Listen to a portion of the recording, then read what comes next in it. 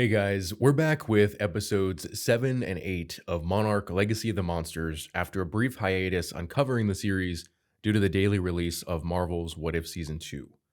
Now, if you recall my last video on Monarch, I had a particular theory about Hiroshi's past that we'll get into in this video as we continue to explore Monarch's past. As always, I'm going to run through the events of the flashbacks before getting into the modern day material, so we'll be chronologically covering the events of episodes 7 and 8. Alright, so Monarch, 1955, Lee Shaw, Bill Randa, and Keiko Miura are looking at having most of their funding removed for the Titan hunt by Lieutenant Hatch of the Navy, the guy who took over the authority of Monarch after Shaw's issues with authority, let's call it, in episode 6. This new development leads Shaw to give Keiko and Bill a 3-day ultimatum. They have 3 days to draw up a map demonstrating that there are viable and known Titan locations. This map will serve as a token of goodwill to General Puckett in order to hopefully regain authority over Monarch, as well as to continue the financial backing from the US government. While Keiko and Bill work on this map together, they seem to start developing feelings for each other, as Bill had defended Keiko's honor against Lieutenant Hatch when he alluded to the fact that she had some dark secrets being investigated by the FBI. Now, in their quest to build a viable map, Bill accidentally discovers the theory of Hollow Earth by seeing an ant crawl through a hole onto the opposite side of his map. He realizes that the reason why so many of the Titan appearances seem to be erratic and not make a lot of sense is because they are traveling underground from the portals that we've seen in the present-day storyline. So Bill goes to Keiko's house to reveal this information to her, and she agrees that it's a crazy but also brilliant theory, one that we know is explored in the future of this franchise. But while there, he meets Keiko's son, Hiroshi. So in my last video, I theorized that Hiroshi was secretly the son of Leland Shaw, due to how Shaw said that he feels towards Hiroshi, as well as the obvious emotional relationship between himself and Keiko. I'd also tried to explain how that relationship ended so quickly, followed by Bill and Keiko's quick marriage and having a kid. So I was kind of right on certain accounts, but on the main point, I was definitely wrong. Hiroshi is not the biological son of either Shaw or Bill.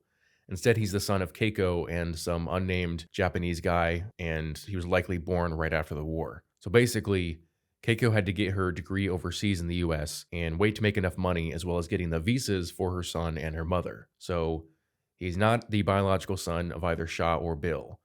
Though it does seem that Keiko and Bill are developing genuine feelings for each other. However, the marriage, which I tried to explain for why it would happen so quickly, does seem to be a marriage of convenience due to the fact it'll help Keiko rise above any suspicion in the eyes of the US government. So like I said, I'd admit if I was wrong about my theory, though I am surprised that that was the explanation, because I get that Lee obviously had feelings for Keiko, but I don't know just the way that he views his relationship with Hiroshi as more of a son than a nephew, like he said. It seems a little odd. Like, they're not related at all. She was the son that Keiko had with another man before they even met. Now, on top of this revelation, Lee, I believe without addressing this to either Keiko or Bill, reveals to General Puckett that Godzilla survived the bomb. And he does this in order to win back loyalty for himself, Keiko, and Bill, and to get rid of Lieutenant Hatch by pointing out the fact that Hatch is trying to divert funds from the Titan hunt to fighting against the communists, as this is during the Cold War. And so I would guess that this is going to be where the authority of Monarch transfers back to Lee, Keiko, and Bill, but also this is where Bill and Keiko are likely going to find out that Lee betrayed them by telling General Puckett about Godzilla, because of course they wanted to be able to study him and to not be diverted in their studies by continued building of bombs to fight the Titans with. But now we jump forward to flashbacks taking place in Tacoma, Washington in 2013.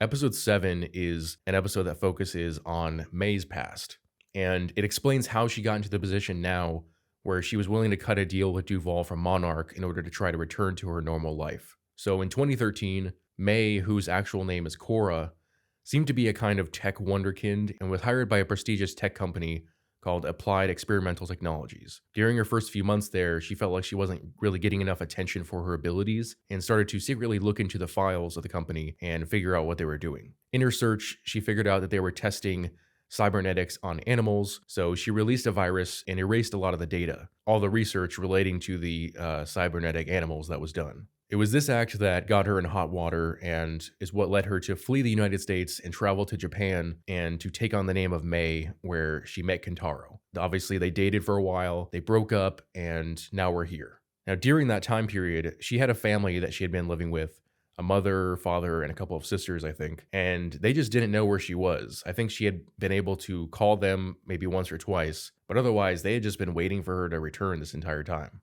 And so now we've caught up to the present day storyline from where we left off in episode 6 in Algeria in 2015. So in that episode, Shaw and the kids had gone to Algeria to find Hiroshi, which they did. Hiroshi had used the machine that awoke Godzilla, and Tim and a squad of Monarch soldiers had arrived in a helicopter. Their helicopter went down with Tim being the only survivor.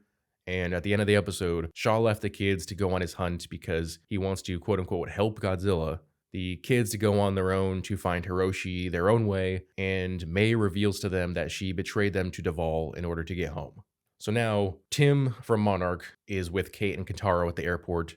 May is already on her way back to the States. She had actually been kidnapped by Applied Experimental Technologies, the company that she had ruined 2 years prior. But Tim is trying to convince Kate and Kentaro to embrace their legacy as the grandchildren of the people who founded Monarch and to accept the birthright handed down to them from their father Hiroshi. And he also tries to convince Verdugo to accept the kids and to have them help in their search for Godzilla as well as Shaw. And eventually it boils down to them agreeing to help as long as they help May get out of her current situation.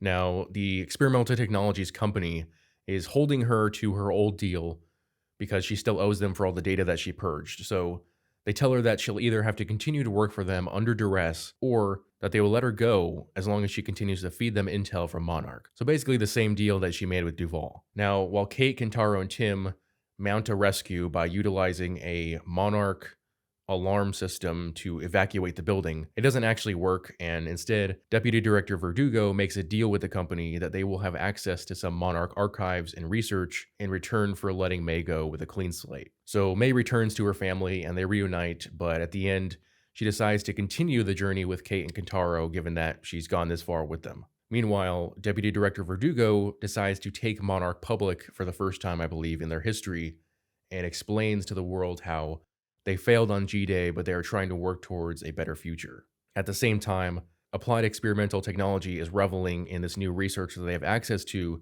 and decide to go for a rebranding to Apex Cybernetics, the same company that makes Mechagodzilla in Godzilla vs. Kong. So this is kind of the origin of that.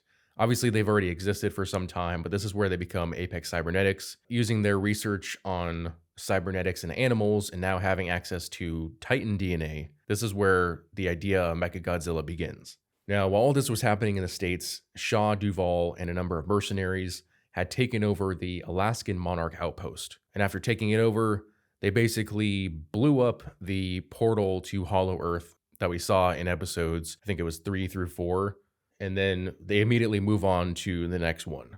So Kate and Kentaro join Tim at Monarch. They're going through Bill and Keiko's old files, and you see this kind of like jumping between the past and present, which reminds me a lot of Loki Season 2. But through the paperwork, they find a interview from Shaw where he talks about Keiko's death and how she died due to the endoswarmer titans in Kazakhstan in 1959. And so Kate, realizing how Shaw feels towards Keiko, realizes that Kazakhstan is where he is now.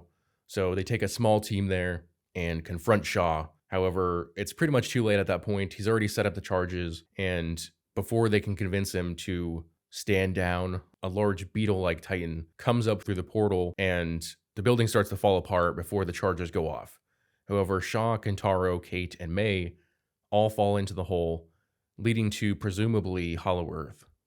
So it was interesting to see that Shaw finally gave in and revealed his true intentions, that he's doing this Titan hunt mainly to atone for what happened to Keiko, with saving the world being more of a bonus if he succeeds. But I still feel that there needs to be something a little bigger to spur on this motivation of his. There are only 2 episodes left, which seems like so little time to cover the remaining decades of time between 1955 and now, and to expand on what happened after Keiko's death to show us Shaw's transformation. Also, is it just me, or are they rewriting the rules regarding the portals into Hollow Earth? Either these characters are going to be ripped apart by reverse gravitational forces, or they're completely dismissing a large part of the plot to Godzilla vs. Kong regarding the need for those special ships made by Apex Cybernetics in order to withstand the gravitational forces. Anyways, let me know what you guys think about these two episodes in the comment section below. As always, if you enjoyed this video, please hit that like and subscribe button as well as the notification bell so that you never miss out on a new video. Thanks for watching.